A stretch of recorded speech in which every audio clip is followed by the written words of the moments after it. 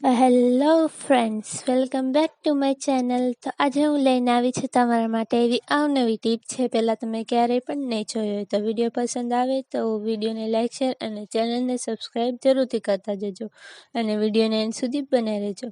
તો જોઈએ આજની ટીપ નંબર 1.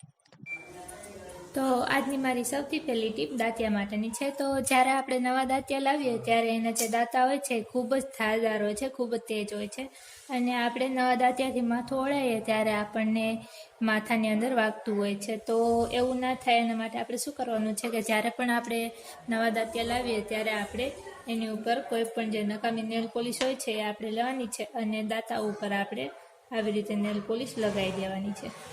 તો આવી રીતે આપણે નેલ પોલિશ લગાવ્યા પછી જે નેલ પોલિશ છે એ એકદમ સુકાઈ જાય પછી આપણે આ જે દાંતિયો હોય છે નવો એનાથી માથું ઓળાવવાનું છે. તો આવું કરવાથી તમને જે દાંતા વાગતા હોય વાગશે નહીં અને તમારા જે વાળ છે એ ખૂબ જ સારી રીતે ઓળવાઈ જશે. તો આ જે ટીપ છે તમને કેવી લાગી મને કોમેન્ટમાં જરૂરથી જણાવજો. તો આની પછીની ટીપ આપણે જોઈએ.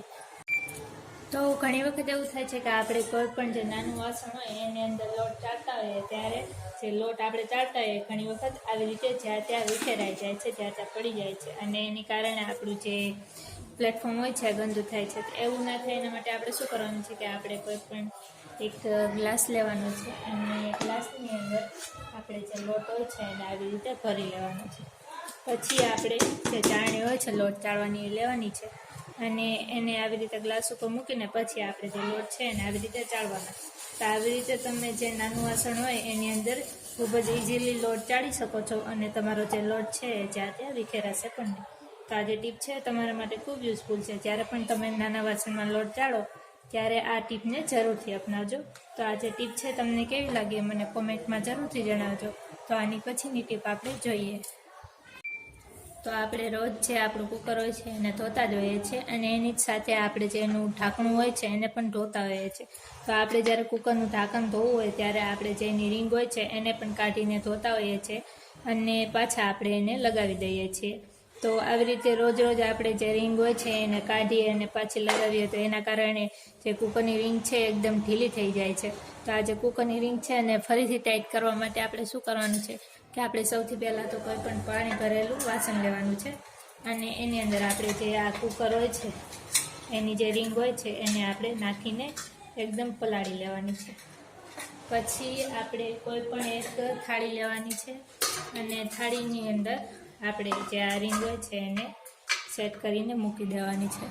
પછી આપણે આપણા ઘરમાં જે ઘઉંનો લોટ હોય છે એ લેવાનો છે અને આ જે રીંગ છે એને એકદમ લોટવાળી કરી નાખવાની છે.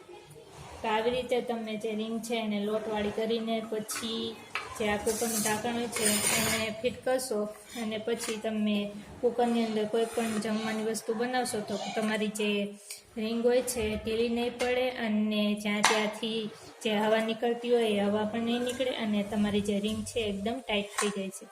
તો આ જે ટીપ છે તમને કેવી લાગી મને કોમેન્ટમાં જરૂરથી જણાવજો અને પસંદ આવી હોય તો ચેનલને સબસ્ક્રાઈબ જરૂરથી કરતા જજો. તો આની પછીની ટીપ આપણે જોઈએ.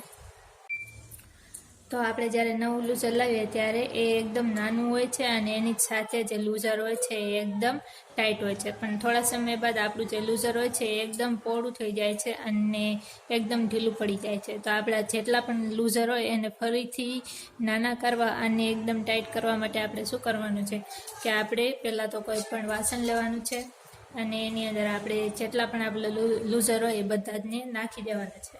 પછી આપણે કોઈ પણ તપેલીમાં આપણે ગરમ પાણી કરવાનું છે અને ગરમ પાણી આપણે જે લૂઝર હોય છે એની ઉપર નાખી દેવાનું છે.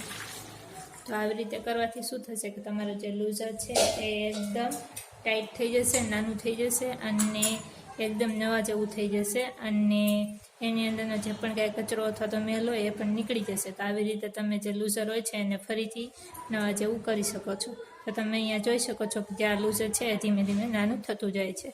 તો આજની જેટલી પણ કાંઈ ટીપ છે એ બધી જ તમને પસંદ આવી હોય તો આ જે વિડીયો છે એને લાઇક શેર જરૂરથી કરતા દેજો અને ચેનલ ઉપર નવા આવ્યા હોય તો ચેનલને સબસ્ક્રાઈબ જરૂરથી કરતા દેજો અને જોતા રહેજો બ્લોગર દિવ્યાને. તો કાલે પણ હું તમને મળીશ આવી જ અવનવી ટિપ્સ સાથે. તો કાલે મળીએ નવી બધી ટિપ્સ સાથે.